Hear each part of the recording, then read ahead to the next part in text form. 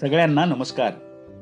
शेती मातीच्या प्रश्नांविषयी आणि दिल्लीमध्ये सुरू असलेल्या शेतकऱ्यांच्या आंदोलनाविषयी मागील 15 दिवसांपासून वेगवेगळ्या माध्यमातून कार्यकर्ते, नेते आणि अभ्यासक यांची मतमतांतरे आपण ऐकत आहोत. एकंदरीत या सगळ्या प्रश्नाविषयी आणि उद्भवलेल्या परिस्थितीविषयी ग्रामीण भागातून आलेल्या, शेती मातीशी घट्ट नाते असलेल्या विद्यार्थ्यांना नेमके काय वाटते? कृषी जनसंस्कृतीचे प्रतिनिधी म्हणून या सगळ्यांविषयी तरुण पिढीची काय भावना आहे हे जाणून घेण्यासाठी युवा मनवंतर आणि कल्पक विद्यार्थी समूह यांच्या संयुक्त विद्यमाने हा कृषी प्रश्नांविषयीचा परिसंवाद. जे वाटते त्याविषयी हे विद्यार्थी प्रामाणिकपणे व्यक्त होत आहेत. म्हणून केवळ समर्थन किंवा विरोध अशा मर्यादित परिप्रेक्ष्यातून या मनोगतांकडे न पाहता ते समकाळाशी सजग राहून त्याला प्रतिसाद देण्यासाठी धडपड करतायत. या भावनेतून आपण या परिसंवादाचे स्वागत कराल ही अपेक्षा. रसिक मित्र हो, नमस्कार. आज घडीला आपल्या या देशामध्ये सगळ्यात महत्वाचा आणि ज्वलंत मुद्दा जर कोणता असेल तर तो म्हणजे सध्या सुरू असलेली, चर्चेत असलेली शेतकरी आंदोलने, शेती आणि शेतकऱ्यांविषयी केंद्र सरकारने केलेली कायदे. एकीकडे केंद्र सरकारने शेतकऱ्यांना केंद्रस्थानी ठेवून तयार केलेली ही कायदे कशा पद्धतीने शेतकऱ्यांना फायदेशीर आहेत हे समजावून सांगण्यास सरकार मग्न आहे, तर दुसरीकडे विरोधी पक्ष आणि या देशातील बहुतांश शेतकरी वर्ग हा केंद्र सरकारने केलेल्या या तिन्ही कायद्याचा स्पष्टपणे विरोध करतोय. कारण त्यांच्या मते हे कायदे केवळ मोठ्या शेतकऱ्यांसाठी किंवा मग व्यापाऱ्यासाठी फायदेशीर असून या कायद्याच्या माध्यमातून इथं असलेले छोटे शेतकरी, अल्पभूधारक शेतकरी मात्र भरडून निघताना दिसत आहेत. आणि म्हणून कधी नव्हे एवढ्या व्यापक प्रमाणामध्ये देशाच्या निरनिराळ्या भागातून हजारोच्या संख्येने शेतकऱ्यांचा मोर्चा दिल्लीला धडकलाय. त्या शेतकऱ्यांना दिल्ली बॉर्डरवरती थोपवून ठेवण्यात आले. आणि विशेष गोष्ट म्हणजे गेल्या तब्बल 19 दिवसापासून त्यांचा या कायद्याचा विरोध, त्यांचा या कायद्याविरुद्धचा लढा तिथं अविरतपणे तेवढ्याच तीव्रतेने सुरू असलेला तुम्हा आम्हाला पाहायला मिळतो. मग या आंदोलनाच्या पार्श्वभूमीवरती एक प्रश्न पडतो की खरंच या अगोदर अशी आंदोलने, शेतकरी आंदोलने या देशात झाली आहेत किंवा नाहीत? मला वाटतं या अगोदर सुद्धा या देशामध्ये अशी अनेक शेतकरी आंदोलने झाली. महाराष्ट्रात शेतकरी नेते शरद जोशींनी शेतकऱ्यांचं केलेलं आंदोलन हे सुद्धा मला इथं उल्लेख करणं गरजेचं वाटायला लागतं. परंतु या सगळ्या आंदोलनापेक्षा आजच्या या आंदोलनाची तीव्रता अधिक असल्याचं आम्ही प्रत्येकानं या ठिकाणी लक्षात घेतलं पाहिजे. तिथं दिल्लीमध्ये शेतकरी नेते आणि सरकार यांच्यामध्ये दररोज चर्चेच्या फैरी झडतायत, पण त्या चर्चेमधून आउटपुट मात्र काहीच निघताना दिसत नाहीये. कारण एकीकडे कायदे रद्द करण्याच्या मागणीवरती इथं शेतकरी ठाम आहे, तर दुसरीकडे तेच कायदे त्या शेतकऱ्यांना कशा पद्धतीनं फायदेशीर आहेत हे सरकार समजावून सांगते. त्यामुळे या चर्चेतून निष्पन्न काहीच होत असताना आपल्याला या ठिकाणी दिसत नाही. मग तिथं त्या शेतकऱ्यांवरती दिल्ली पोलिसांकडून जुलूम, जबरदस्ती, अन्याय केला जातोय. एकीकडे त्यांच्यावरती पाण्याचा फवारे मारले जातात, तर दुसरीकडे त्यांच्यावरती लाठी हल्ला केला जातो. आणि ह्या कायद्याविरुद्ध या शेतकऱ्यांच्या लढ्यामध्ये आजपर्यंत तब्बल 11 शेतकऱ्यांना प्राण गमवावं लागलं. ही गोष्ट मला इथं प्रकर्षाने सांगणं गरजेची वाटायला लागते. मग या सगळ्या गोंधळाच्या पार्श्वभूमीवरती केंद्र सरकारने केलेली ही 3 कायदे कोणते आहेत? त्या कायद्याचा विरोध का केला जातोय? आणि जर कायद्याचं समर्थन केलं जात असेल तर ते कोणत्या मुद्द्याच्या आधारावर समर्थन केलं जातंय? हे सगळे प्रश्न या देशातील प्रत्येक नागरिकाला पडणं साहजिक आहे आणि त्या प्रश्नाचं उत्तर हे प्रत्येकाला मिळालं पाहिजे. कल्पक विद्यार्थी समूह आणि युवा मनवंतर यांच्या संयुक्त विद्यमाने गुरुवर्य डॉक्टर विश्वाधार देशमुख सरांच्या कल्पक विचारातून आम्ही विविध नवनवीन उपक्रम राबवत असतो. आणि त्याच उपक्रमाचा एक भाग म्हणून आज मी साईनाथ महाद्वाड हे कायदे नेमके आहेत तरी काय या विषयावर, या कायद्यांविषयी पुढच्या एक 15-20 मिनिटाच्या व्हिडिओमध्ये माझं विवेचन मांडणार आहे. मग केंद्र सरकारने केलेली जी 3 कायदे आहेत ते 3 कायदे कोणते आहेत ते आपण सर्वप्रथम पाहूया. पहिला कायदा आहे त्यातला शेतकरी उत्पादने, व्यापार व वाणिज्य प्रोत्साहन व सुविधा कायदा 2020 अर्थात farmer produce trade and Commons ordnance 2020. दुसरा कायदा आहे शेतकरी सशक्तीकरण, संरक्षण, किंमत आश्वासन, कृषी सेवा करार कायदा 2020 अर्थात farmer empowerment and protection Agreement on Price Assurance and Farm Services Act 2020 आणि तिसरा आणि शेवटचा कायदा आहे अत्यावश्यक वस्तू दुरुस्ती कायदा 2020 अर्थात इसेन्शियल कमोडिटी अमेंडमेंट ऍक्ट 2020. हे 3 कायदे केंद्र सरकारने या देशातील प्रत्येक शेतकऱ्यांसाठी 20 सप्टेंबर रोजी राष्ट्रपतींच्या स्वाक्षरीनुसार या देशामध्ये लागू केलेली तुम्हा आम्हाला पाहायला मिळतात. मग मित्र हो, या कायद्याच्या अनुषंगाने विरोधी पक्षांच्या मते विरोधी पक्ष सांगतंय की या देशावरती या जगामध्ये कोविड-19 महामारी सारखं प्रचंड मोठं महाभयानक संकट असताना या संकटामध्ये हे कायदे आणण्याची गरज नव्हती. कारण या देशामध्ये केंद्र सरकारला माहित होतं हे कायदे आणण्यामागे केंद्र सरकारची खूप मोठी खेळी होती की ही कायदे आणली आणि कोविड-19च्या नियमांतर्गत या देशातील शेतकरी या कायद्याचा तेवढ्या मोठ्या प्रचंड तीव्रतेने विरोध करू शकणार नाही, शेतकरी एकत्र जमू शकणार नाहीत. परंतु केंद्र सरकारचा हा समज खोटा ठरलाय आणि दिवसेंदिवस शेतकऱ्याच्या या आंदोलनाची तीव्रता अधिकच होत असल्याचं आपल्याला या ठिकाणी स्पष्टपणे जाणवायला लागतं. मग या कायद्याच्या अनुषंगाने काही प्रश्न तुम्हा आम्हाला पडणं साहजिक आहे. या कायद्याच्या माध्यमातून इथं असलेले जे अल्पभूधारक शेतकरी आहेत, छोटे शेतकरी आहेत, त्या छोट्या शेतकऱ्यांचं अस्तित्व हिरावून घेतल्या जाईल का? किंवा मग एपीएमसी अर्थात कृषी उत्पन्न बाजार समिती ह्या चालू राहतील का? यापुढे ह्या कृषी उत्पन्न बाजार समिती बंद होतील? किंवा मग ह्या कृषी उत्पन्न बाजार समितीचं महत्व कमी होईल का? म्हणजे अत्यावश्यक वस्तूमधून डाळी वगैरे यांना बाहेर काढल्यामुळे त्यांचा साठा करून मानवनिर्मित टंचाई इथं निर्माण होईल का? यासारखे अनेक प्रश्न तुम्हा आम्हाला पडणं साहजिक आहे. आणि पुढच्या 10 मिनिटांमध्ये मी ह्या सगळ्या कायद्याची 3 टप्प्यामध्ये विभागणी केली आहे. म्हणजे 3 कायदे 3 टप्प्यामध्ये केली आहे आणि त्या कायद्यामध्ये ज्या बाबी समाविष्ट केलेल्या आहेत त्या बाबी आणि त्या कायद्यांवरती जो आक्षेप घेतला जातोय ते आक्षेप आपल्या समोर पुढे स्पष्ट करण्याचा प्रयत्न या ठिकाणी मी करणार आहे. आता त्यातला मित्र हो पहिला कायदा आहे शेतकरी उत्पादने व्यापार व वाणिज्य प्रोत्साहन व सुविधा कायदा 2020 अर्थात farmer produce trade and Commons ordnance 2020.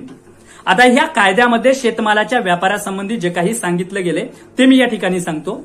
या कायद्यानुसार आता शेतकरी आपल्या शेतीत जे काही उत्पादन निघते, आपल्या शेतीत जे काही पीक निघते त्या पिकाची विक्री आंतरराज्य विक्री करू शकणार. म्हणजे महाराष्ट्रातला शेतकरी आपलं कापूस गुजरातमध्ये नेऊन विकू शकेल किंवा मग महाराष्ट्रातला शेतकरी आपल्या शेतात निघालेला गहू पंजाब हरियाणामध्ये सुद्धा विकू शकेल.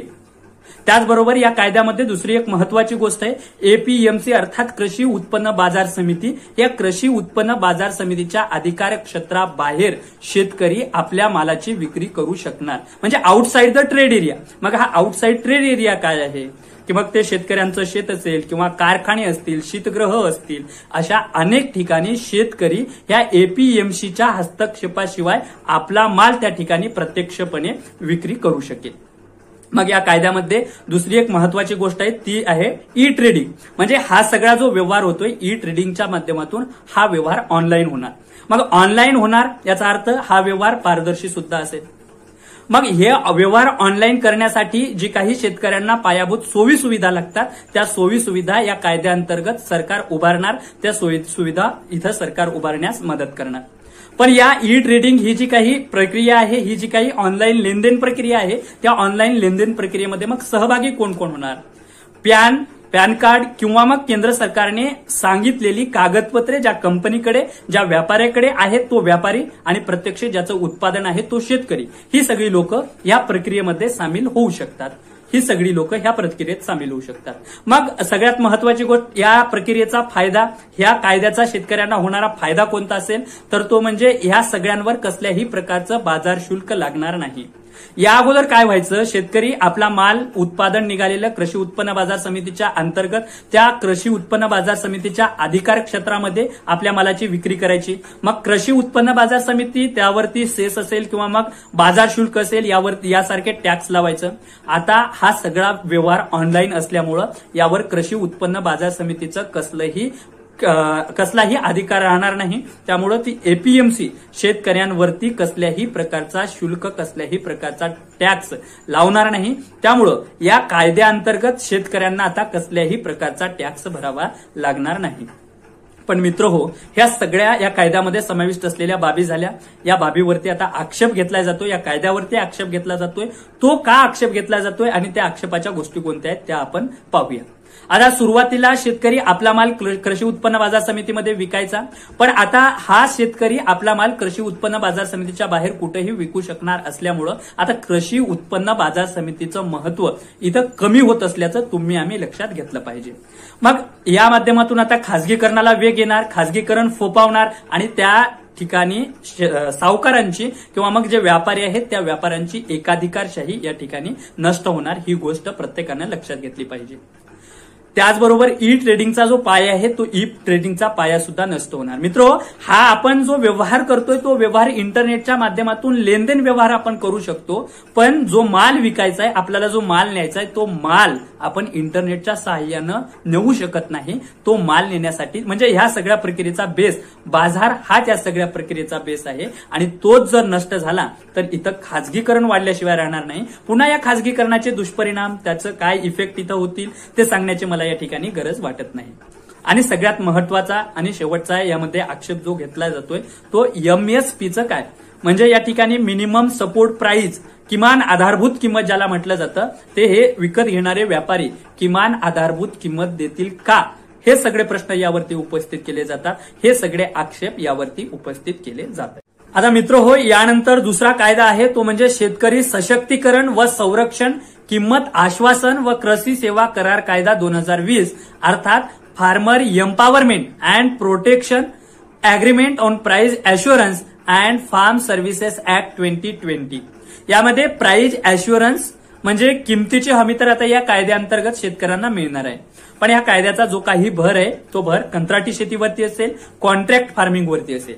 मग ही कंत्राटी शेती किंवा कॉन्ट्रॅक्ट फार्मिंग काय आहे, तर जो उत्पादन घेणारा शेतकरी आहे तो शेतकरी आणि ते उत्पादन विकत घेणारा जो व्यापारी आहे तो व्यापारी, या दोघांमध्ये एक करार होईल. तो करार कधी होईल, ते पीक लागवडीच्या नंतर पीक संगोपनाच्या आधी करार होईल. त्याच ठिकाणी पिकाची किंमत ठरवल्या जाईल आणि त्या ठरवलेल्या किमतीनुसार ते पीक काढणीस आल्यानंतर तो व्यापारी तो पीक घेऊन जाईल. हे म्हणजे या कायद्याअंतर्गत ही अशी शेती, कंत्राटी शेती अपेक्षित आहे. पण कॉन्ट्रॅक्ट फार्मिंग, आता प्रश्न असा पडतो की ही कॉन्ट्रॅक्ट फार्मिंग नवीन संकल्पना आहे का, याआधी पूर्वीपासून आपल्याकडे ही कॉन्ट्रॅक्ट फार्मिंग चालत आली आहे. मला वाटतं फार पूर्वीपासून आपल्याकडे ही कंत्राटी शेती अर्थात कॉन्ट्रॅक्ट फार्मिंग चालत आली आहे. फार दूरचं एक्झाम्पल देणार नाही, मी स्वतःचं एक्झाम्पल देतोय. माझ्या इथं माझ्या घरी आम्ही मोसंबीचं उत्पादन घ्यायचो. त्या ठिकाणी काय असायचं की जो बागवान असतो म्हणजे ती मोसंबी विकत घेणारा व्यापारी तो यायचा, त्याची किंमत आधीच ठरलेली असायची आणि त्या किमतीनुसार ती मोसंबी काढणीस आल्यानंतर तो बागवान, तो व्यापारी त्याच किमतीला त्या मोसंब्या घेऊन जायचा. म्हणजे ही सुद्धा एक प्रकारची आपल्याकडे प्रचलित असलेली कॉन्ट्रॅक्ट फार्मिंग अर्थात कंत्राटी शेती होती. म्हणून मला वाटतं ही कंत्राटी शेती आपल्याकडे फार पूर्वीपासून चालत आलेली ही कंत्राटी शेती आहे. पण आता या कायद्याच्या माध्यमातून या कंत्राटी शेतीला कायदेशीर मान्यता मिळालेली आहे. मग यामध्ये या कायद्यामध्ये जो कृषी करार सांगण्यात आलाय तो कृषी करार काय आहे, तर शेतकरी आहे तो शेतकरी व खरेदीदार यांच्यात कोणत्याही कृषी उत्पादनाच्या संगोपनाआधी करार करण्याचं या कायद्यामध्ये, या करारामध्ये या ठिकाणी अपेक्षित आहे. मग ह्या कराराचा जो काही कालावधी आहे तो कालावधी किती असेल, तर ह्या कराराचा कालावधी कमीत कमी कालावधी हा 1 क्रॉप सीझन अर्थात पिकाचा एक हंगाम, किंवा मग हा कायदा पशुसंवर्धनाच्या निमित्ताने पशुसंवर्धनासाठी तिथं लागू होतोय. मग त्या ठिकाणी 1 production cycle of live stock म्हणजे तिथं जो काही सजीव आहे, जो काही प्राणी आहे त्या प्राण्याची बाळंतपणाची 1 वर्षाची जी काही प्रक्रिया असते तेवढा कालावधी या कराराचा कमीत कमी कालावधी असतो. आणि ह्या कराराचा जास्तीत जास्त कालावधी जो असेल तो ह्या कराराचा 5 वर्ष हा जास्तीत जास्त कालावधी या ठिकाणी आहे. मग या कायद्याअंतर्गत कृषी उत्पादनाची किंमत जी आहे ती कृषी उत्पादनाची किंमत कशी ठरणार, किंमत ठरवण्याची ही प्रक्रिया, त्या जो काही शेतकरी उत्पादन घेतोय त्याची किंमत ठरवणं किंवा मग किंमत काय ठरवायची हे स्पष्टपणे करारामध्ये नमूद असणं या ठिकाणी अपेक्षित आहे. आणि जर कालानुरूप किमतीत काही बदल होणार असतील तर त्या संबंधी सुद्धा माहिती स्पष्टपणे त्या करारामध्ये लिहिणं या ठिकाणी अपेक्षित आहे. आता पिकांच्या किमतीमध्ये चढ उतार किंवा करार, कायदेशीर बाबी ह्या सगळ्या गोष्टी आल्या म्हणजे या ठिकाणी विवाद सुद्धा येणार. मग या ठिकाणी शेतकरी आणि तो व्यापारी यांच्यामध्ये जर वाद झाला तर त्याचं काय करायचं, हा या कायद्यामध्ये त्याचा सुद्धा उल्लेख केलेला आहे. मग ते शेतकरी आणि व्यापारी यांच्यामधला जो तंटा आहे तो तंटा सोडवण्यासाठी सलोखा मंडळ स्थापन केलं जाईल. हे सलोखा मंडळ निरपेक्ष असेल, त्याच्यामध्ये शेतकरी आणि व्यापारी यांचे समसमान प्रतिनिधी असतील, समसमान सदस्य असतील आणि ते जो काही निकाल आहे तो निकाल निरपेक्ष सलोखा मंडळ निकाल देणार. पण समजा तो सलोखा मंडळ व्यापाऱ्याच्या बाजूने निकाल दिला आणि शेतकऱ्यांना वाटत असेल की आपल्यावरती अन्याय होतोय, तर शेतकरी पुढे कुठं न्याय मागू शकतो का? तर निश्चितच मागू शकतो. आपल्या तालुक्याच्या ठिकाणी किंवा विभागीय लेव्हलवरती जो उपविभागीय अधिकारी असतो त्या उपविभागीय अधिकाऱ्याकडे शेतकरी न्याय मागू शकतो. पुढील 30 दिवसामध्ये त्या अधिकाऱ्यांना न्याय देणं अपेक्षित आहे. पण समजा तिथंही त्या शेतकऱ्यांचं जर समाधान झालं नाही तर ऍडिशनल कलेक्टरकडे जिल्ह्याच्या ठिकाणी असणाऱ्या शेतकरी न्याय मागू शकतो. तिथंही 30 दिवस मुदत दिलेली आहे आणि तिथंही जर त्या शेतकऱ्यांचं समाधान झालं नाही तर डायरेक्ट केंद्र सरकारच्या जॉईंट सेक्रेटरीकडे हा शेतकरी त्या ठिकाणी न्याय मागू शकतो.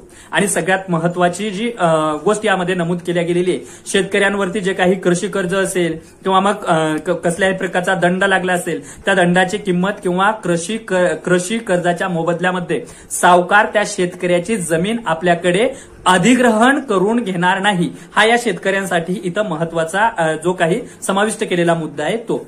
पण या सगळ्या परिस्थितीचा अभ्यास केल्यानंतर आपल्या एक गोष्ट लक्षात यायला पाहिजे, ही सगळी परिस्थिती, हा सगळा कायदा मला वाटतं मोठ्या शेतकऱ्यांसाठी म्हणजे 5 हेक्टरपेक्षा जास्त जमीन असलेल्या शेतकऱ्यांसाठी अधिक लाभदायक आहे. पण प्रत्येक शेतकऱ्यासाठी महत्वाची फायद्याची गोष्ट म्हणजे या सगळ्या प्रक्रियेमध्ये आता मध्यस्थाला कसलीही जागा राहणार नाही. म्हणजे मध्यस्थावरती, दलालावरती जो काही आपला खर्च व्हायचा तो दलालावरचा खर्च आता या ठिकाणी आपला कमी होणार आहे. दुसरी महत्वाची गोष्ट अशी आहे, बाजारपेठेतली जी काही अस्थिरता आहे, पिकांचे कमी जास्त भाव असेल, त्या अस्थिरतेचा ताण आता शेतकऱ्यांवरती राहणार नाही. जो काही ताण असेल तो त्या व्यापाऱ्यावरती ताण राहील, त्या कंत्राटदारावरती ताण राहील आणि या सगळ्या गोष्टीच्या माध्यमातून आता शेतीचं उदारीकरण केलं जातंय असं या ठिकाणी सरकारचं स्पष्टपणे म्हणणं आहे. हे सगळ्या झाल्या कायदेशीर बाबी, कायद्यामध्ये समाविष्ट असलेल्या बाबी. पण मित्रहो, यावरती जे आक्षेप घेतले जात आहेत ते आक्षेप नेमके काय आहेत ते पाहूया. कंत्राटी शेती खरंच इथला शेतकरी स्वीकार करू शकेल का?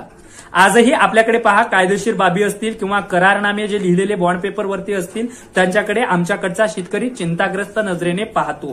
कारण आमच्याकडच्या शेतकऱ्यांना यातलं जास्त काही समजत नाही. आमच्याकडचा शेतकरी हा तेवढ्या प्रमाणामध्ये सुशिक्षित नाही. त्यामुळं हे सगळे करार शेतकरी समर्थपणे या करारामध्ये सामावून जाईल का, हाही या ठिकाणी सगळ्यात महत्वाचा प्रश्न आहे, सगळ्यात महत्वाचा आक्षेप आहे.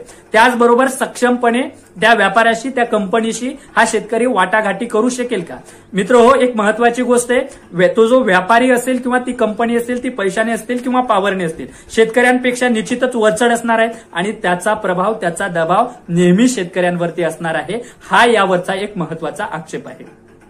आता जे छोटे शेतकरी आहेत म्हणजे 5 हेक्टरपेक्षा कमी जमीन असलेले शेतकरी, त्यांच्यासोबत व्यापारी किंवा कंपन्या पीक घेण्याचा करार करू शकतील का? आणि करार करू शकत नसेल तर त्या शेतकऱ्यांचं काय, हाही या ठिकाणी आक्षेप आहे.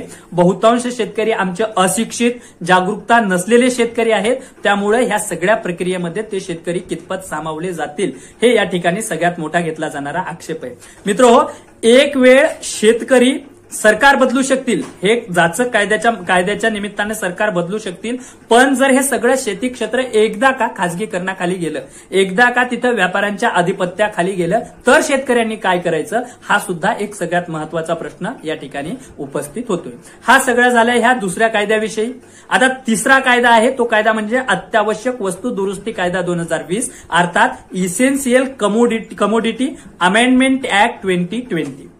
आता ह्या कायद्यामध्ये काय आहे तर अत्यावश्यक वस्तू कायदा 1955 सांगतो. तो कायदा असं सांगतो की अन्नधान्य असतील किंवा मग खते असतील, पेट्रोलियम असतील, यासारख्या पदार्थांना अत्यावश्यक वस्तू म्हणून घोषित करण्याचा अधिकार हा कायदा केंद्र सरकारला देतोय. तेवढंच नाही तर ह्या सगळ्यांचा व्यापार, ह्या सगळ्यांचं वितरण, ह्या सगळ्यांचा पुरवठा, या सगळ्यांचं नियमन देखील केंद्र सरकार 1955च्या कायद्यानुसार करू शकते. पण आता नवीन दुरुस्तीमध्ये काय आहे तर जे कडधान्य, आपल्याकडे ज्या काही प्राथमिक बाबी समजल्या जातात जेवणामध्ये, कडधान्य असतील, डाळी, बटाटा, कांदा, तेलबिया, खाद्यतेल, ह्या सगळ्या बाबींना नवीन दुरुस्तीमध्ये अत्यावश्यक वस्तूमधून वगळण्यात आलेलं आहे.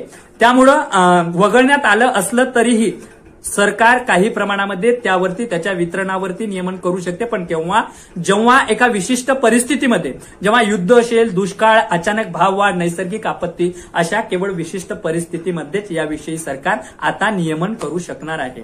मग या कायद्याच्या माध्यमातून साठा मर्यादेवरती सुद्धा काही प्रमाणात अंकुश घालण्याचा प्रयत्न केलेला आहे. पण हा साठा मर्यादा काय आहे? ही साठा मर्यादा त्या उत्पादनाच्या, त्या पिकाच्या किमतीवरती आधारित आहे. मग फलोत्पादनाच्या किरकोळ किमतीमध्ये जर 100% वाढ झाली असेल तर व्यापारी त्या फलोत्पादनाचा साठा त्या ठिकाणी करू शकणार नाहीत, किंवा टिकाऊ कृषी उत्पादनाच्या किरकोळ किमती जर 50% वाढल्या असतील तर सुद्धा त्या ठिकाणी ते व्यापारी त्या उत्पादनाचा तिथं साठा करू शकणार नाही. या काही कायदेशीर बाबी ज्या कायद्यामध्ये समाविष्ट केल्या गेलेल्या आहेत, या कायद्यामध्ये समाविष्ट केलेल्या आहेत. मग यावरती जे आक्षेप घेतले जात आहेत ते आक्षेप काय आहे ते आपण पाहूया. मित्रो, सुरुवातीला सांगितल्याप्रमाणे डाळ असेल किंवा मग खाद्यतेल असेल, तेलबिया असतील, यासारखे पदार्थ अत्यावश्यक वस्तूमधून काढून घेतल्यामुळं त्यावरती जो काही सरकारचे निर्बंध होते ते निर्बंध आता कमी होतील आणि इथं असलेले व्यापारी या सगळ्या पदार्थाचा, जीवनावश्यक वस्तूचा साठा, प्रचंड साठा तयार करतील आणि या ठिकाणी मानवनिर्मित टंचाई निर्माण होण्याची सुद्धा खूप मोठी धोका या ठिकाणी वर्तवला जातोय. आता शेतकऱ्यांना यानंतर या कायद्याच्या अनुषंगाने शेतकऱ्यांना कंपन्याच्या सांगण्याप्रमाणे उत्पादन करावं लागेल. त्यामुळे इथं किमतीची हमी शेतकऱ्यांना भेटू शकणार नाही आणि कांदा निर्यात बंदी सारख्या निर्णयामुळे हे कायदे कितपत लागू होतील, कितपत अंमलात येतील, यावरती सुद्धा आता साशंकता व्यक्त करण्यात येत आहे. ह्या सगळ्या कायदेशीर बाबी आणि या कायद्यांवरती घेतले जात असलेले आक्षेप झाले. पण मित्रहो, ह्या सगळ्या कायद्यांचा अभ्यास करत असताना, ह्या सगळ्या कायद्यांवर घेण्यात येत असलेल्या आक्षेपांचा अभ्यास करत असताना एक ग्रामीण भागातील अल्पभूधारक, कमी शेतकऱ्यांचं, 2 हेक्टरपेक्षा कमी जमीन असलेल्या शेतकऱ्यांचं प्रतिनिधित्व म्हणून मला काय वाटतं हे सुद्धा सांगणं मला या ठिकाणी अपेक्षित वाटायला लागतं. सगळ्यात पहिला आणि महत्वाचा मुद्दा असा आहे की आम्हाला 1947ला स्वातंत्र्य भेटलं आणि त्या स्वातंत्र्यापासून आजपर्यंत असा एकही कोणत्याही सरकारनं कायदा केला नाही की ज्या कायद्यामध्ये आम्हाला शेतकऱ्यांना न्यायालयीन मार्गच बंद केला जाईल.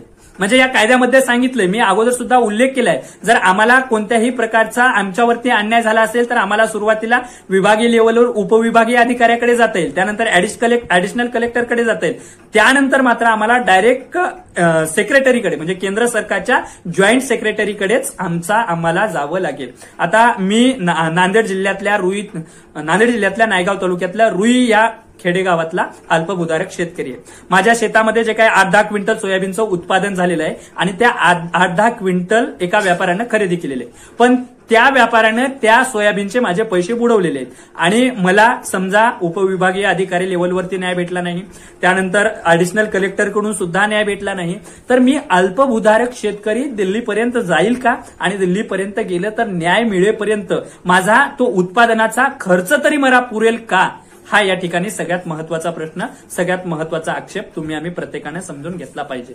एका बाजूला सरकार म्हणतंय की एमएसपी मिळेल, एमएसपी म्हणजे किमान आधारभूत किंमत, मिनिमम सपोर्ट प्राइस, पण या कायद्यामध्ये जे व्यापारी आहेत त्या व्यापाऱ्यांनी शेतकऱ्यांचा माल एमएसपी प्रमाणेच, किमान आधारभूत किमतीप्रमाणेच विकत घेतला पाहिजे असा स्पष्टपणे उल्लेख या कायद्यामध्ये कुठेही केला असल्याचं दिसत नाहीये.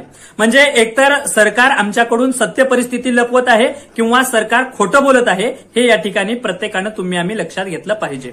मित्र हो, आमच्याकडे छोट्या शेतकऱ्यांचं प्रमाण हे तब्बल 92% शेतकऱ्यांचं प्रमाण आहे आणि ह्या कायद्याचा, सगळ्या कायद्याचा मुख्य उद्देश जो आहे तो उद्देश म्हणजे वन नेशन वन मार्केट. पण ही जी काही छोटे शेतकरी आहेत त्या छोट्या शेतकऱ्यांना मात्र वन नेशन वन मार्केट ह्या संकल्पनेचा कसलाही फायदा होणार नाही. कारण मी सांगितल्याप्रमाणे माझ्यासारख्या छोट्याशा खेड्यातला अल्पभूधारक शेतकरी जरी त्याला नांदेडला सोयाबीनला 4,000 भाव मिळत असेल आणि एखाद्या ठिकाणी इंदोरला 4,500 भाव मिळत असेल, तरीही माझ्यासारखा अल्पभूधारक शेतकरी आपला माल त्या ठिकाणी इंदोरला नेऊन विकू शकणार नाही, कारण तिथं त्याला ते अल्पभूधारक शेतकऱ्यांना परवडणार नाही. याचा अर्थ हा जो काही कायदा बनवला गेलाय तो कायदा केवळ मोठ्या शेतकऱ्यांना, व्यापाऱ्यांना केंद्रस्थानी ठेवून या ठिकाणी बनवला गेल्याचं आम्ही प्रत्येकानं लक्षात घेतलं पाहिजे. आता एपीएमसी कृषी उत्पन्न बाजार समिती, ह्या कृषी उत्पन्न बाजार समितीचं सुद्धा महत्व कमी होणार आहे. मुळात एक गोष्ट लक्षात घेतली पाहिजे, व्यापाऱ्याकडून शेतकऱ्यांचं होणारं नुकसान, शेतकऱ्यांची होणारी फसवणूक थांबावी, शेतकऱ्यांना कृषी उत्पन्न बाजार समितीच्या माध्यमातून एमएसपी मिळावी म्हणून त्या ठिकाणी कृषी उत्पन्न बाजार समितीची स्थापना झाली होती. पण आता कृषी उत्पन्न बाजार समितीचंच महत्व कमी होत असेल तर शेतकऱ्यांची फसवणूक रोखायची कशी, हा सुद्धा इथं प्रत्येकापुढे निर्माण झालेला प्रश्न आहे, प्रत्येकापुढे निर्माण झालेला ह्या कायद्यांवरील एक आक्षेप आहे. मित्र, एक गोष्ट लक्षात आली पाहिजे, या कायद्याच्या माध्यमातून उत्पादनाच्या प्रत्येक टप्प्यावरती म्हणजे लागवडीपासून ते काढणीपर्यंतचा जो काही प्रत्येक टप्पा आहे त्या प्रत्येक टप्प्यावरती शेतकऱ्याचा पाय हा व्यापाराच्या पायाशी घट्टपणे लावून दिलेला, घट्टपणे बांधलेला तुम्हा आम्हाला पाहायला मिळतो. आता कॉन्ट्रॅक्ट फार्मिंग बद्दल जर बोलायचं झालं तर एखाद्या शेतकऱ्याचा कंपनी बरोबर झालेला, व्यापाराबरोबर झालेला जो काही कॉन्ट्रॅक्ट फार्मिंगच्या माध्यमातून करार आहे त्या करारानुसार तो शेतकरी त्या व्यापाऱ्याला अपेक्षित असं उत्पादन देऊ शकला नाही किंवा त्याच्या पिकामध्ये कमी जास्त झालं किंवा मग पिकांचा जो काही भाव आहे त्या भावामध्ये चढ उतार झाला तर त्या व्यापाऱ्याने ती खरेदी करण्यास नकार दिला तर ह्या सगळ्या कायदेशीर बाबी, या बाबींचं काय करायचं, म्हणजे पुन्हा प्रश्न तोच निर्माण होतोय की ह्या सगळ्या बाबी शेतकऱ्यांना, छोट्या अल्पभूधारक शेतकऱ्यांना परवडणाऱ्या नाहीत. हे आम्ही प्रत्येकाने इथं लक्षात घेतलं पाहिजे. हे सगळं या केंद्र सरकारने लागू केलेल्या 3 कायद्याविषयी मी केलेलं माझं विवेचन आहे. मित्र हो, आमचा कल्पक विद्यार्थी समूह त्याचबरोबर युवा मनवंतर समूहाच्या वतीनं आम्ही ह्या कायद्याविषयी, इथल्या तरुणाईला या कायद्याविषयी, ग्रामीण भागातल्या शेतकऱ्यांचं प्रतिनिधित्व करणाऱ्या माझ्यासारख्या मुलांना काय वाटतं याविषयी विचारांची ही एक सिरीज तयार केली, विचारांची ही सिरीज आयोजित केली आणि त्या सिरीजमध्ये हे कायदे नेमके आहेत तरी काय या विषयावर मी माझं विवेचन, या कायद्याविषयी मी माझे मत मांडण्याचा इथं प्रयत्न केलाय. आता थांबतो. मनपूर्वक धन्यवाद.